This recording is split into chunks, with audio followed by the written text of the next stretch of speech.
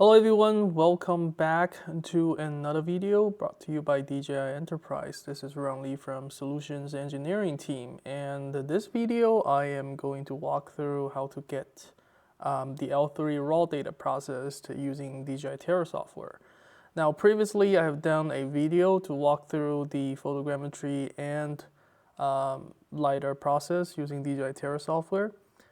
Now we have Zenmuse L3 LiDAR sensor, and we have done a lot of updates on the Terra software side, so figure just make another video as a upgraded or updated video to walk through that workflow.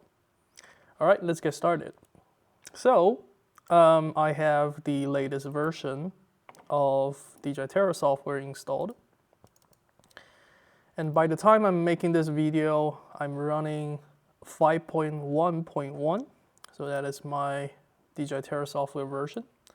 And for today's video, I have prepared one set of L3 data. So this raw data folder contains all the LiDAR files and all the photos captured. So these photos can be used for photogrammetry as well as for colorization for the point cloud.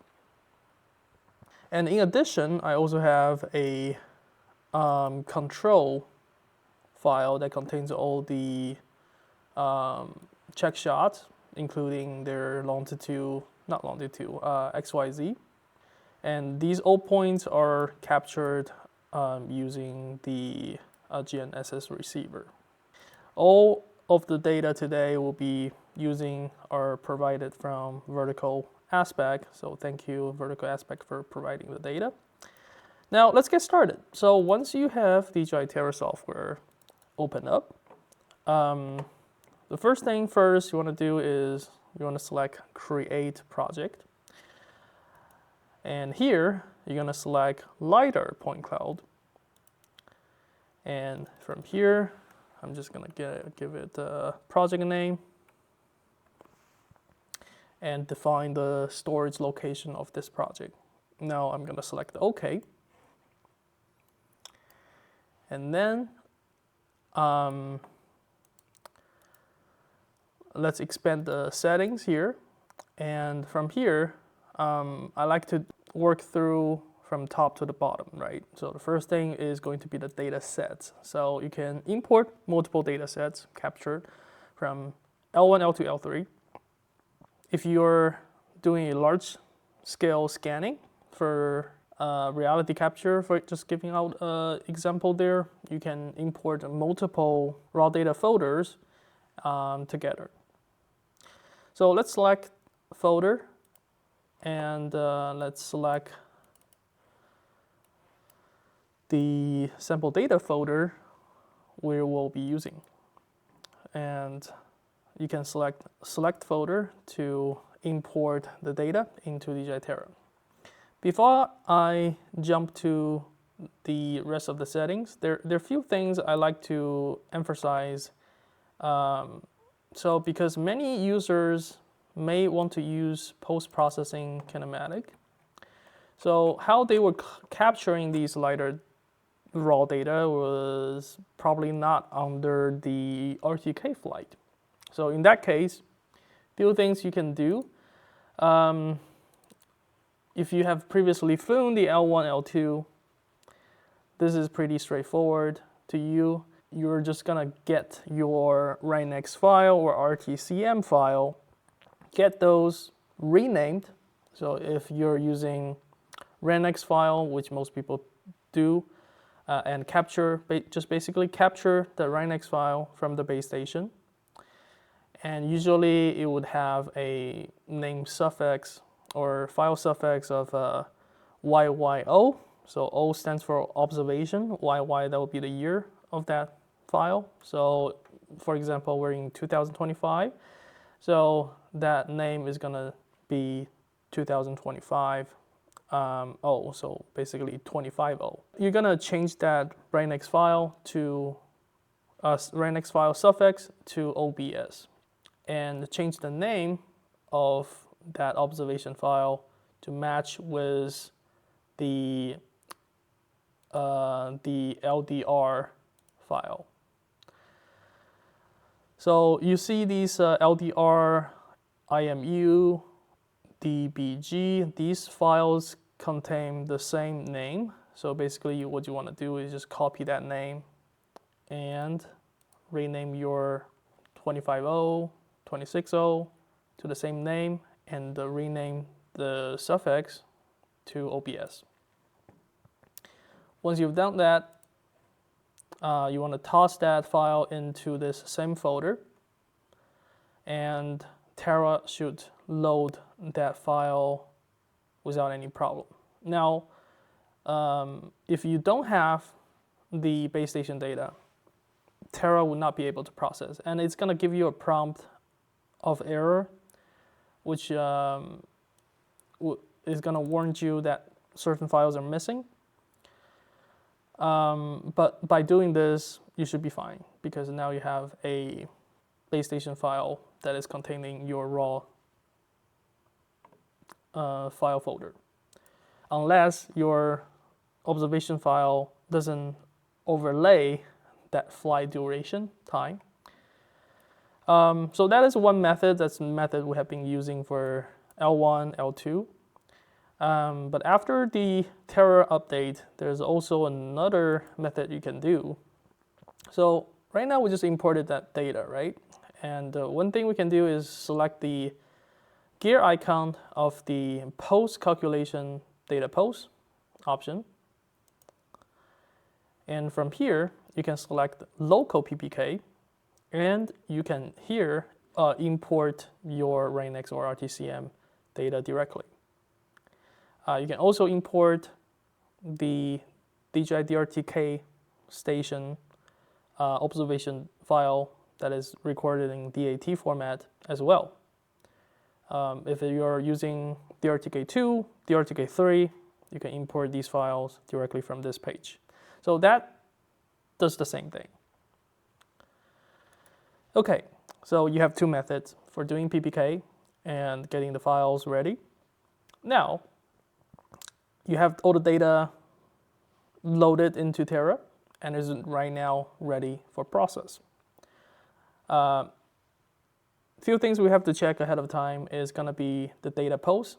So this lays out the list of base station coordinates. So basically this longitude, latitude, altitude is going to be my base station coordinate.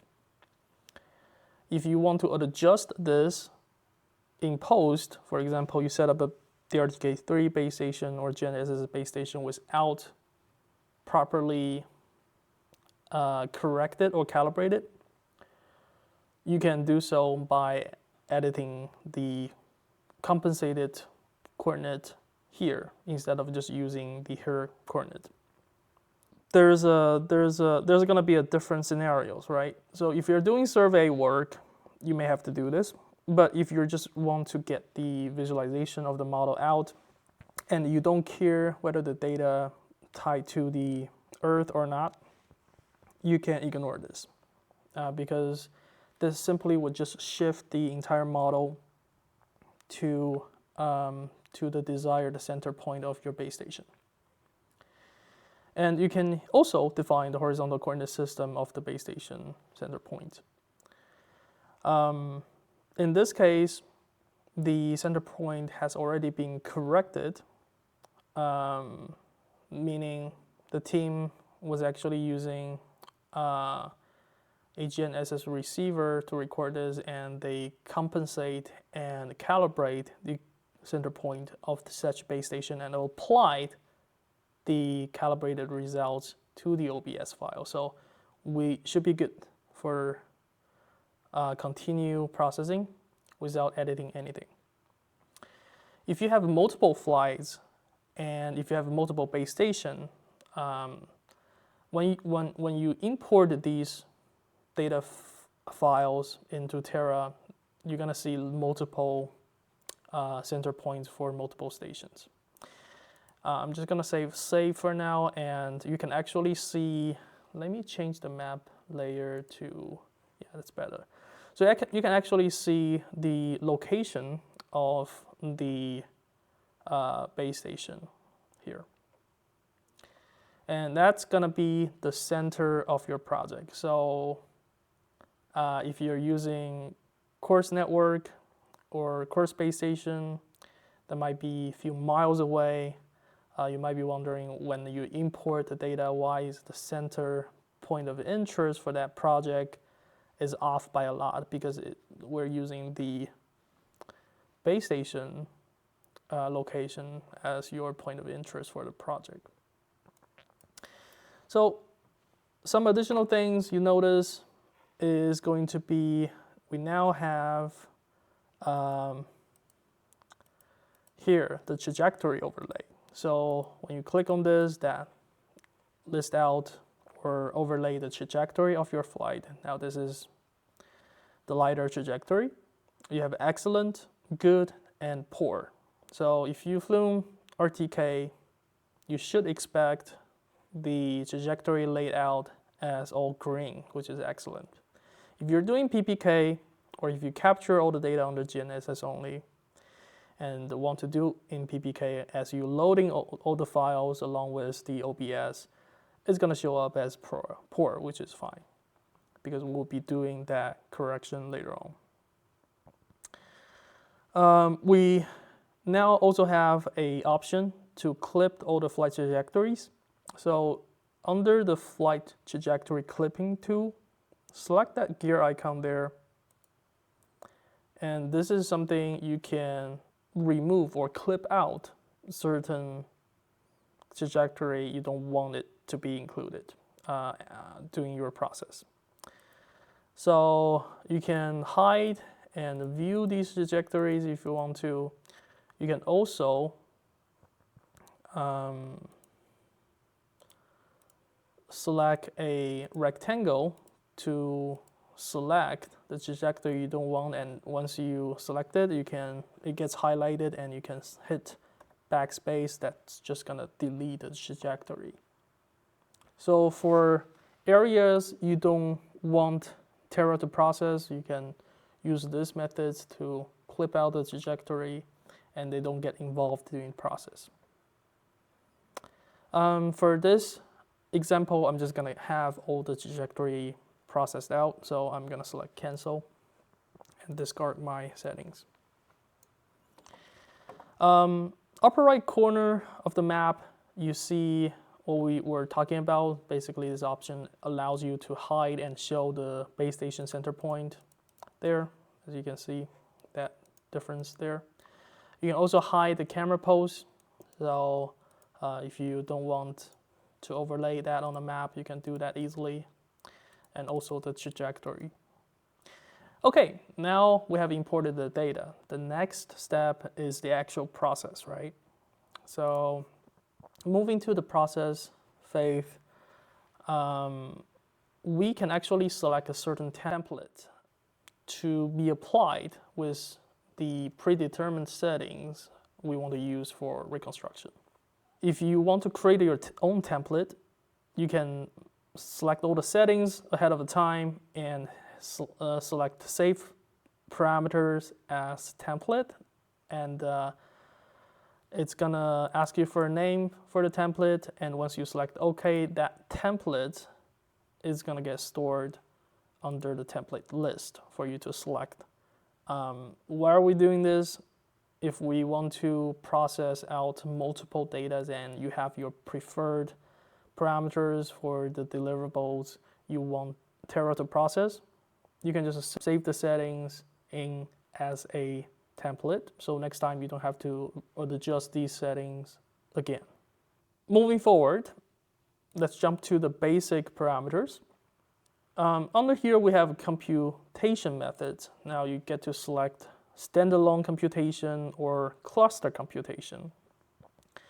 This is simply just asking you want to use the GPU resource from the current PC you're running, or you want to apply cluster computation. But this requires you set up multiple computers and having these multiple computers process the same project. But again, this is something you have to set up ahead of the time. Not gonna go in depth on cluster computation for this video. So in this video, we're gonna just do the standalone computation, which most people would use. For the scene, we have point cloud processing and substation. Well, when you select these settings, there are different strategies on processing will be applied. So for the substation, it's more optimal for substation scene reconstruction. But for most of the application, we'll be using point cloud processing. The next step is going to be the point cloud checkpoints and point cloud control points. Currently, it says not set. Let's click on that, and that's gonna ask us to import GCPs or import check marks. Before we do that, let's define the control and check shots coordinate system. Here, this is where you would apply the coordinate system. Now let me apply the coordinate system of the control points and checkpoints I got. So first thing, we want to select the horizontal datum settings. And from here, we want to select the desired coordinate system. You can select more options, and under this window popped up, you can just apply or type in your EPSG code for your projection coordinate system. Or if you want to use a geodetic coordinate system, we have a library here as well for you to select. The unit of the coordinate system does not follow the unit settings under the DJI Terra software. So let's say you want to do, just giving out example here. Let's say we want to do an D83. Here you see we have an option for feet US as well as non-feet US, which are in meter. If you want to know more about what these coordinate system means and what their units are, you can always refer back to the EPSG code associated to it. But in this case, I know the specific projection coordinate system, vertical aspect team we're using to capture these control points. So in this case, we'll select the right one, being feet US.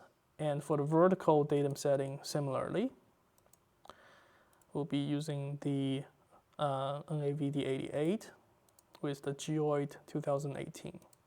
So this is something similar. You can select more options from here for you to select your vertical coordinate system. Now this is very important because if you're on wrong coordinate system, the controls or check marks won't align with your data. Okay, next we're gonna start importing the control and checkpoints. So we can select add and apply XYZ manually, or we can select import mark or import GCP to import these points.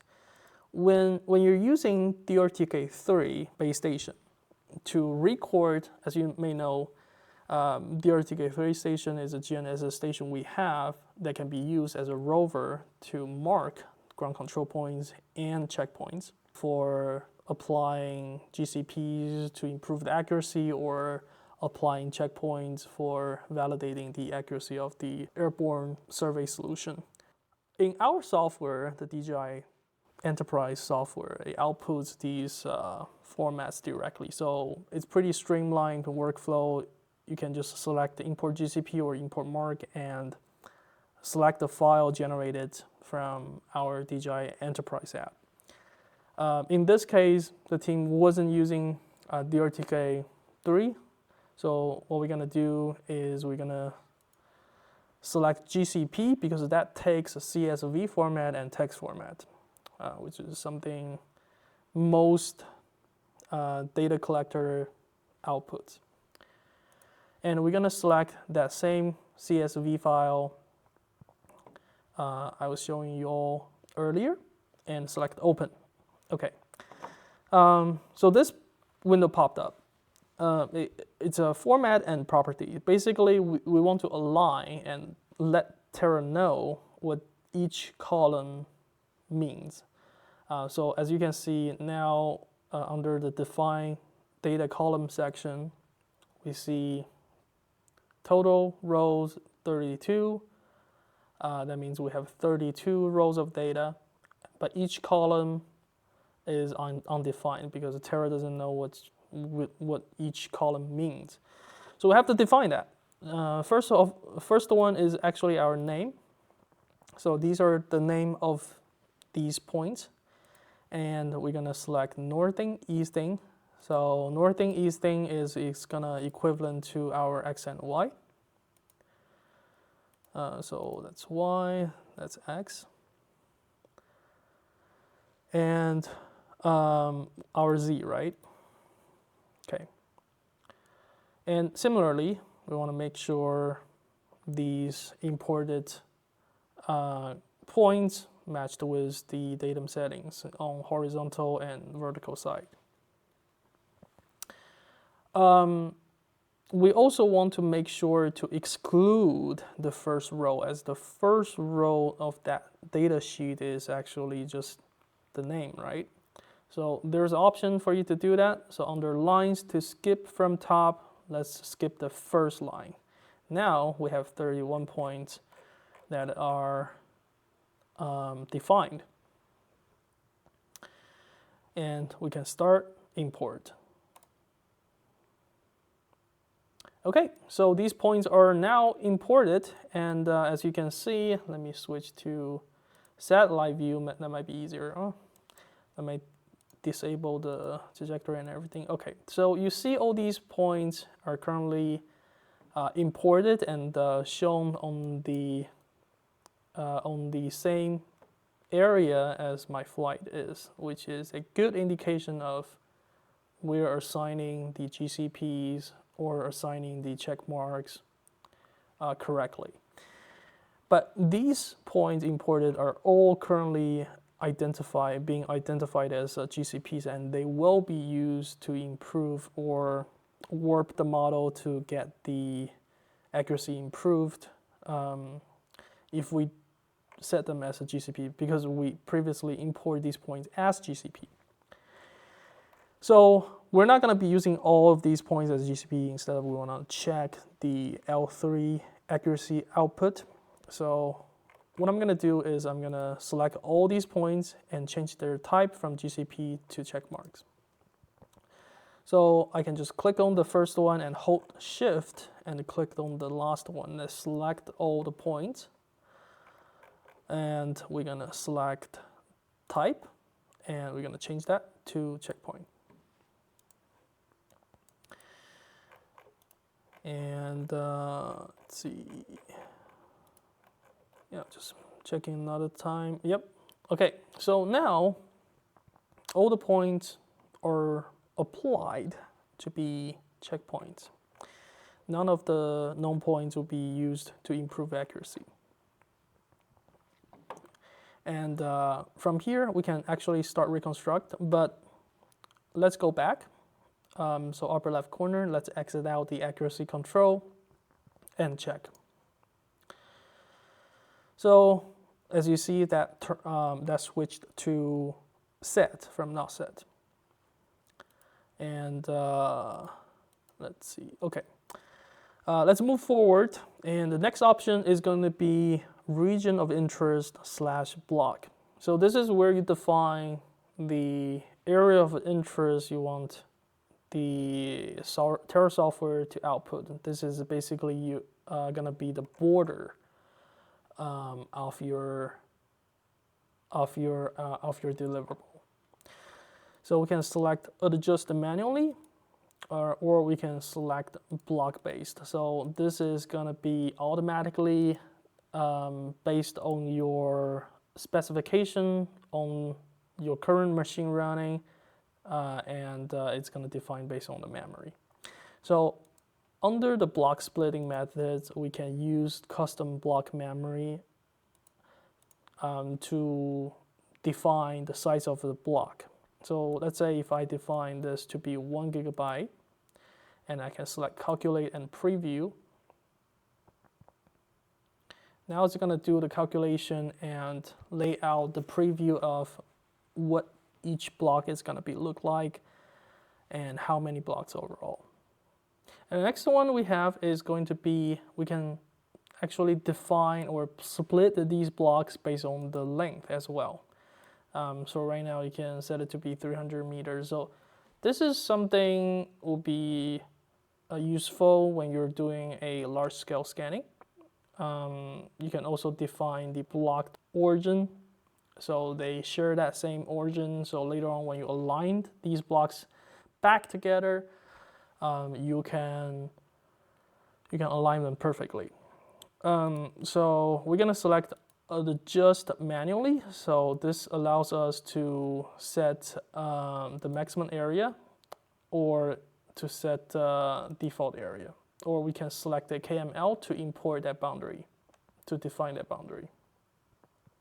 So in this test or example, it's pretty small size scan, so I'm gonna use X area.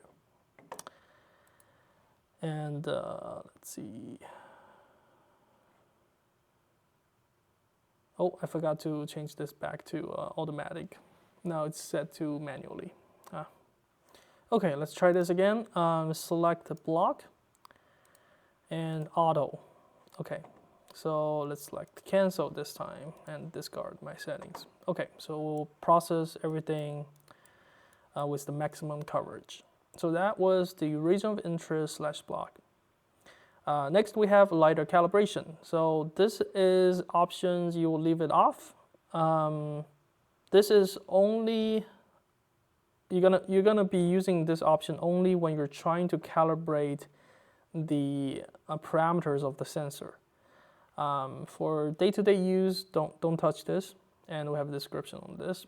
Basically, it's gonna generate a calibration file from Terra, and once that calibration file is generated, you have to put that in the storage and insert the storage card back to L3, and it's gonna overwrite the parameters for the sensor to be applied in the future mission. So don't touch this if you don't want to do the calibration for the LiDAR sensor. You only do this when there's a misalignment on the RGB colorization end. Here comes the two options that are default on. So the first one is optimize accuracy. Now this does improve the alignment between swaths and overlay region. Usually I prefer to leave it on unless you're gonna plan to do post-processing on your end.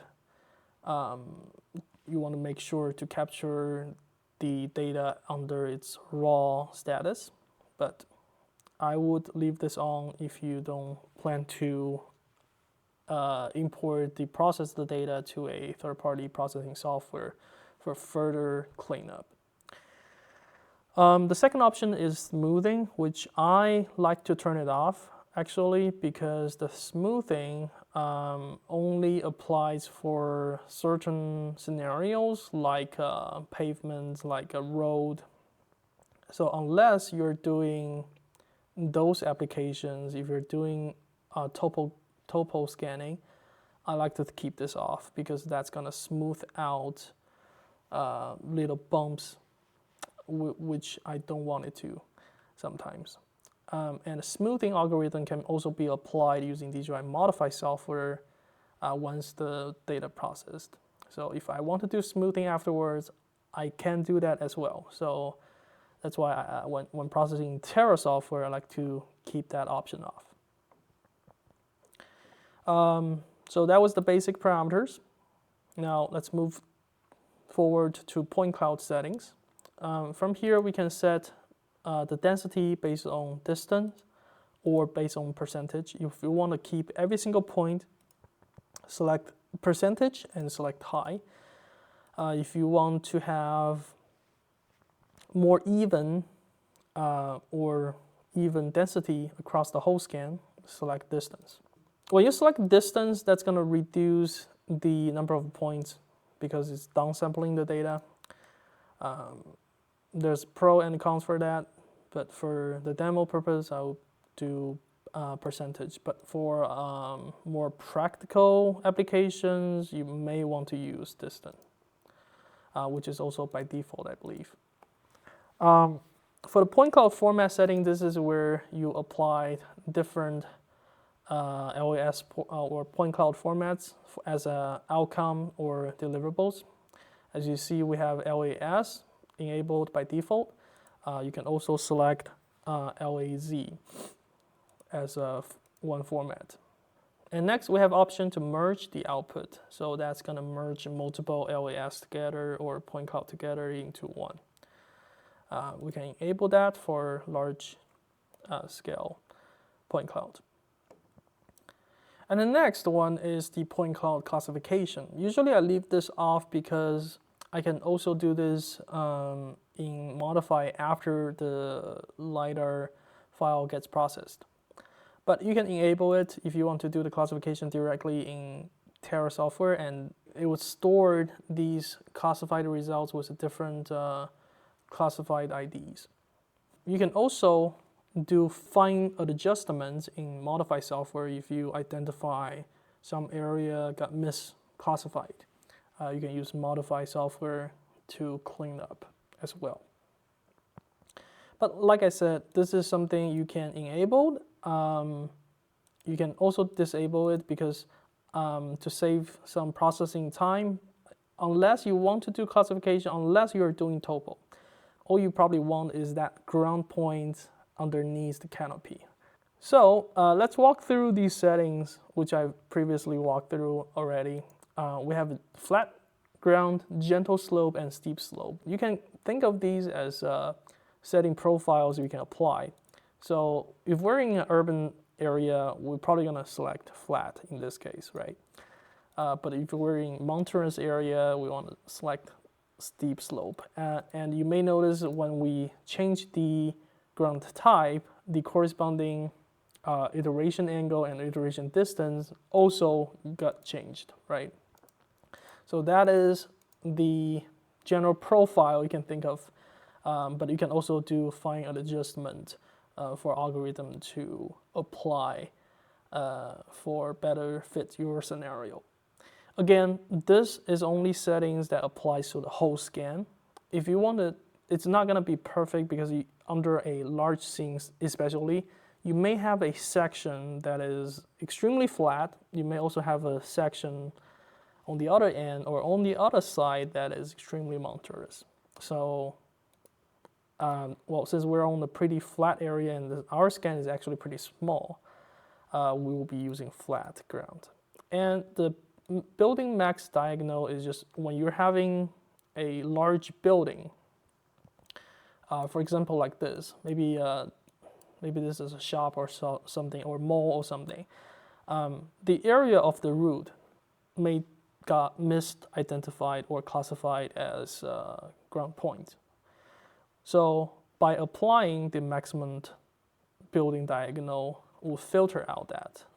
So you can use the measurement tool upper right corner to draw a line, kind of to measure the distance or diagonal distance and apply that value here for letting the software know that I have a big building and I don't want you to misclassify the roof as the ground.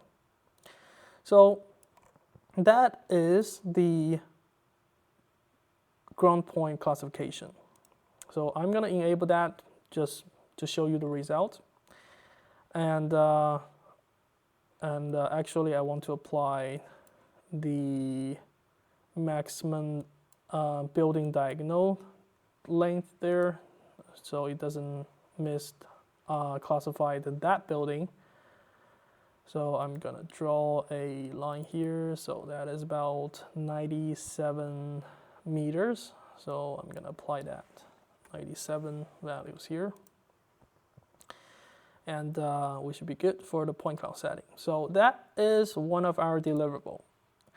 The rest of the options going to be deliverables that you demand to output or not. So these are totally optional for you to select or unselect. First one is 2D map. That's pretty straightforward. And 3D mesh, basically we're using the point cloud capture from the LiDAR instead of doing aerial triangulation, which generates from the photo. So the difference between the 3D mesh on the LiDAR point cloud processing is that we're using the L3 point cloud as the model to create a mesh. But obviously we're using the RGB cameras and all the photos captured to create a texture for that mesh. We also have Gaussian splatting. Similarly, the Gaussian splatting for the L3 point cloud processing, we're also using the L3 point cloud instead of calculated aerial triangulation point cloud. We also have digital elevation model. So digital elevation model is using the ground point, which will be classified. So remember earlier under the point cloud settings, we have ground point classification. You have to enable this to get the digital elevation model outputted. And we also have contour line. Similarly, that is using the ground point to generating that contour line. So let's walk through these actually, and just for demo purpose, why not? I'm gonna enable all the settings or all the deliverables. And let's expand one at a time. So for the 2D ortho map, it's pretty straightforward. There's just one option for you to set the resolution. So you can set to auto, and that gives you high, medium, low, just like photogrammetry. You can set custom, basically set your ground sampling distance here. We're gonna select auto and set to high, and for the map tilting, this is options for you to divide the entire 2D map into different grids. So let's enable this, and as you can see now, that gives us the maximum grid length being 5,000 pixels. That is basically the size of the grid. But since we're doing pretty small of the scan, I'm gonna disable that. So that was 2D mesh, 2D ortho. So for the 3D mesh one, we have quality. Here you can set high, medium, low, you get it. And we also have options to reduce the model too. So this is the number of triangles basically of your mesh. So which is default to 50%. If you want maximum or best visualization with most triangle mesh, you want to set this to 100. And we also have formats for you to select from. If you want OBJ, you can enable OBJ. By default, it has the PLY, so you can uncheck that. The B3DM is something you cannot uncheck because we're using that B3DM model for as a preview. So that was it for the 3D mesh, 3D fusion mesh. Now let's move on to the Gaussian splatting. So the fusion Gaussian splatting, again, is using point cloud capture from the LiDAR, and there's only one settings. We can set ultra high or extreme high, high, or preview. So this obviously would affect the processing time, but just for demo, we're gonna set ultra high.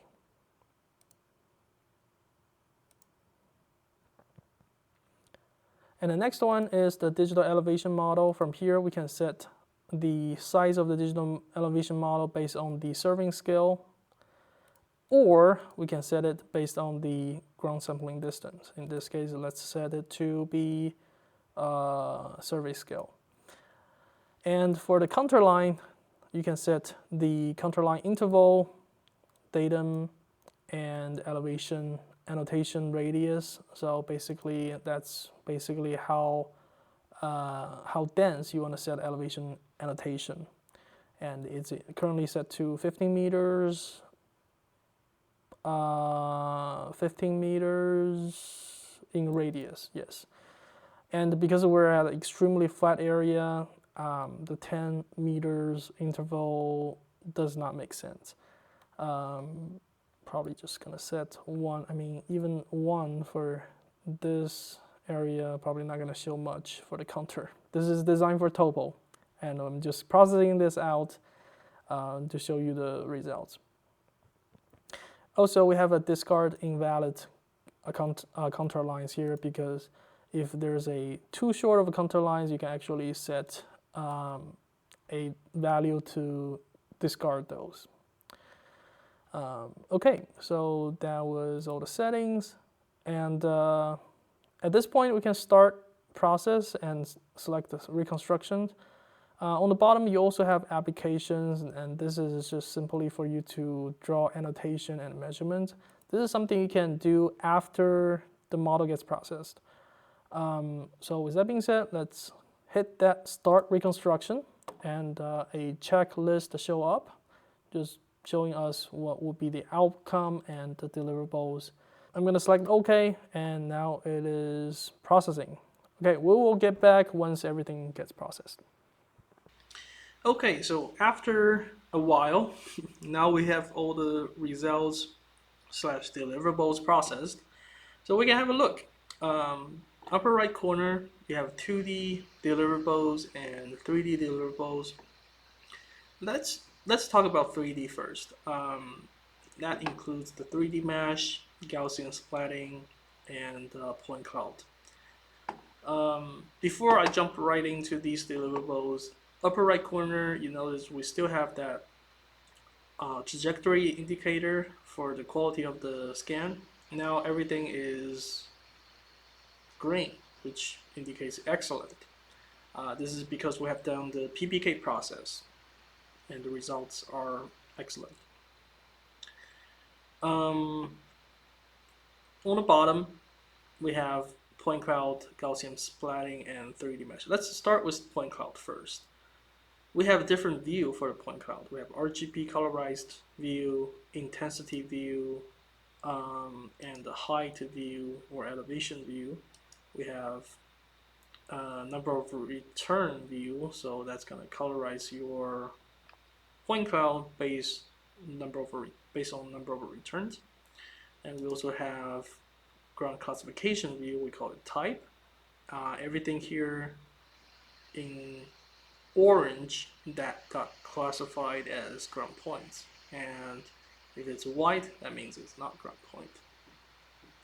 In the upper right corner, you can actually select the filter point cloud option to uncheck point not classified, so that leaves you with a 3D model that contains only ground points.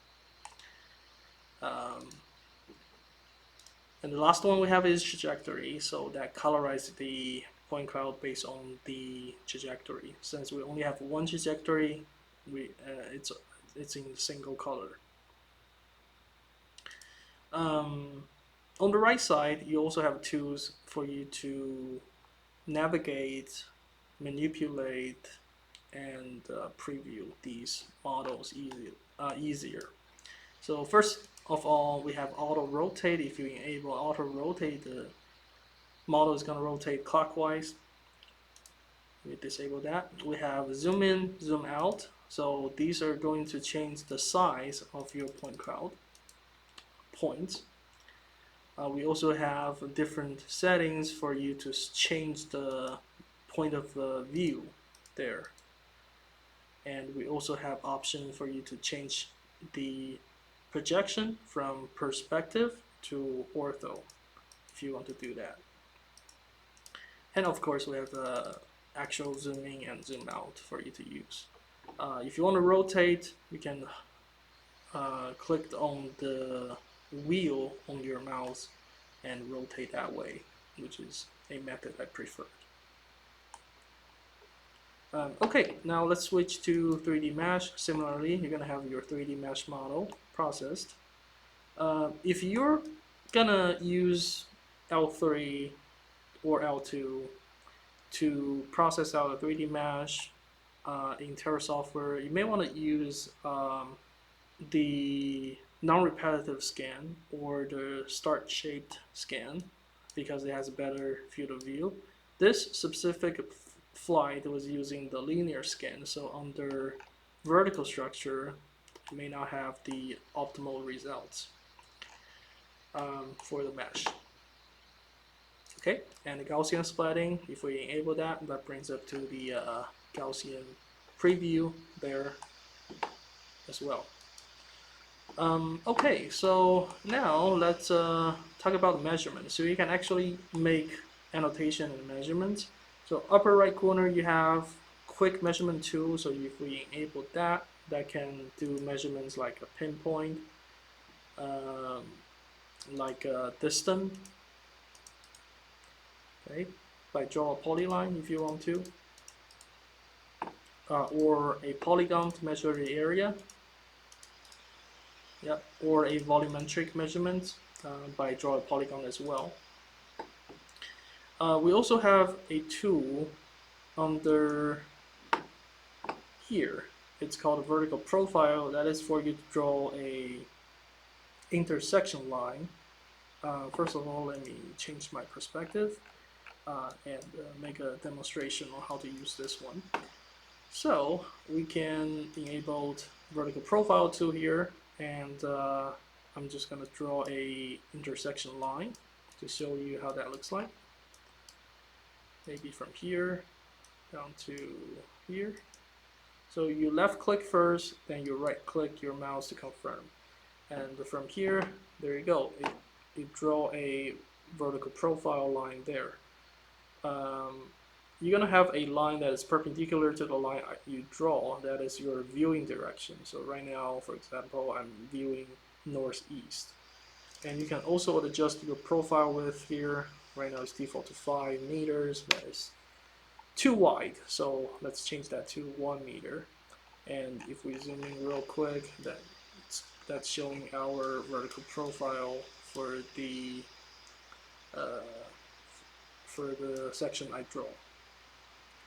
We can also enable grid lines, so we have a scale to work on there, and we can enable the coordinate measurement tool similarly. That gives us the coordinates, and the coordinate matched is the deliverable coordinates, which you predefined under the coordinate settings.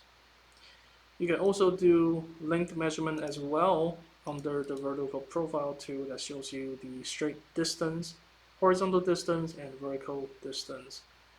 Also provides you with a slope degree number there. Okay, so that was all the 3D deliverables. Now let's switch to 2D. So click on the 2D option. You can now switch from 2D orthomosaic map and the digital elevation model. So that digital elevation model is using the ground points classified to generate the model. Upper left corner, you actually have options to select, it's called self-mapping list. If we enable this, if you have like multiple projects, you want to bring the overlay of those orthomosaic and overlay them together, this is something you can do. You can check multiple orthomosaic map to have them overlaid on this same map viewer. Okay, so that was all the deliverables. Let's have a look at the quality report. So let's enable the quality report. Be on the right side. This is the quality report for this project, and you can export this as a PDF. That will be upper right corner. There's an option called export PDF. It may take a second to load. There we go. Now we have the different sections from this report. We have quality, well, we have aircraft data collection time, process time, we have reconstruction parameters. These are the different settings for the project. And we have the mission parameters. This is the parameters you use for capturing the data, including the average flight height, flight speed, field of view, which sampling rate you are using, and which scanning method you are using. Moving forward, we have system parameters. This will be the spec of the Terra machine you're running. And we have accuracy parameters, including the post status. This is something you probably would have a look. If it's not 100% fixed, then that indicates you either, well, if you're flying RTK, you lost RTK mid-flight, or your PPK was not doing something right. So you should expect 100% fix for there. And moving forward, we also have strip accuracy and point cloud accuracy. So for point cloud accuracy, that is where you would verify the accuracy of your point cloud.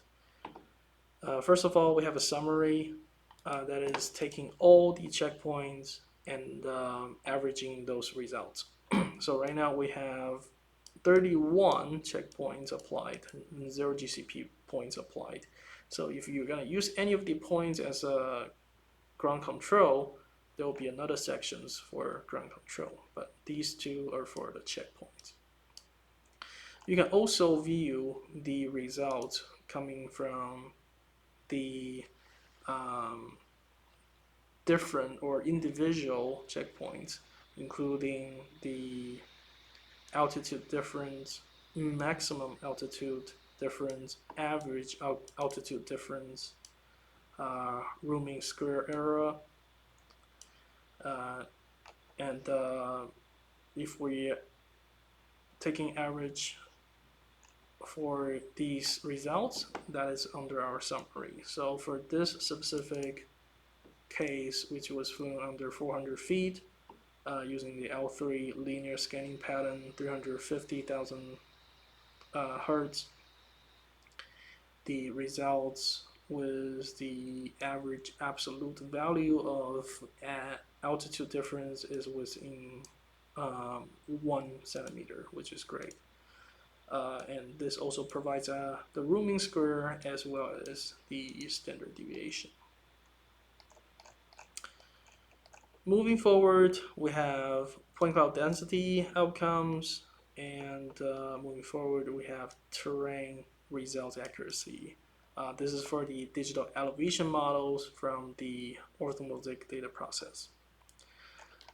If we keep scrolling on the bottom here, we're going to have an output overview that shows us the preview for the processed results. This is the digital orthomosaic map, and we have a scene overlaps. So if you have insufficient overlaps, your model may not get processed very well. If it's purple, that means the scene have sufficient amount of overlaps. Well, for this specific flight, they were capturing the data for point cloud as a priority, so they weren't intent to output to the map. So that's why you see for the edge of the scan, it may not have sufficient overlaps, which is over 10 photos in purple. You also have digital surface model as well as the digital elevation model preview there. You also have your contour line preview under the report as well. And the last one is going to be the output parameters that indicate all the deliverables output or exported or reconstructed from this project. So we have contour line exported as SHP and DXF format, digital elevation map exported as a GeoTIFF format, Gaussian splatting exported as 3D tiles, Terra GS, and PLY format. For the model, we have this exported in OBJ, and for point cloud, we exported this as a LAS. So now let's have a look at where these files are located. So let's exit out our project. So that's upper left corner, select that back option, and we're gonna select that project we just processed. We're gonna select the first icon there. It's called Open Project Folder. So that should bring up the project directory, and we can open up the LiDARs. Now open up LiDARs, And now we have all our deliverables. We have OBJ, LAS, that is the mesh, as well as the point cloud processed. We have contour line, we have digital elevation model, digital also mosaic model, digital surface model. We have Terra, the Gaussian splatting model, PLY mesh model. So all these deliverables are stored under LiDAR's folder.